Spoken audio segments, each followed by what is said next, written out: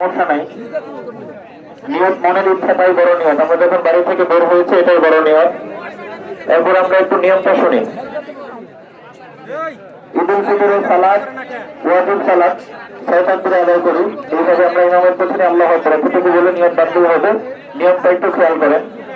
অতিরিক্ত 6টা তাকবীর দিতে গিয়ে আমরা উল্টাপাল্টা করে ফেলি। প্রথম রাকাতের অতিরিক্ত 6টা তাকবীর ইমাম সাহেব আল্লাহু আকবার বলে দাঁড়াবেন, থানা পড়বেন। এরপরে হচ্ছে একবার অতিরিক্ত 6টা তাকবীর। অতিরিক্ত প্রথম তাকবীর আল্লাহু আকবার, কান পর্যন্ত হাত উঠিয়ে ছেড়ে দেব। অতিরিক্ত দ্বিতীয় তাকবীর কান পর্যন্ত হাত উঠিয়ে ছেড়ে দেব আল্লাহু আকবার বলে। তৃতীয় তাকবীর কান পর্যন্ত হাত উঠিয়ে বুঝে ফেলবে। এইভাবে প্রথম রাকাত শেষ হবে। দ্বিতীয় রাকাতে রুকুর আগে, রুকুতে যাওয়ার আগে অতিরিক্ত 3টা তাকবীর। ইমাম সাহেব সূরা ফাতিহা পড়বেন, অন্য আরেকটা সূরা মেলাবেন।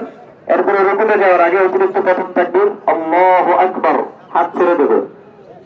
অতিরিক্ত তৃতীয় তাকবীর আল্লাহু আকবার, হাত ছেড়ে দেব। অতিরিক্ত তৃতীয় তাকবীর আল্লাহু আকবার, কান পর্যন্ত হাত উঠিয়ে ছেড়ে দেব। এরপরে রুকুতে যাওয়ার তাকবীর বলে রুকুতে যাব, তখন আর হাত তুলতে হবে না। এভাবে ইনশাআল্লাহ আমরা সুশৃঙ্খল ভাবে নামাজ আদায় করবো। আল্লাহ তাআলা আমাদেরকে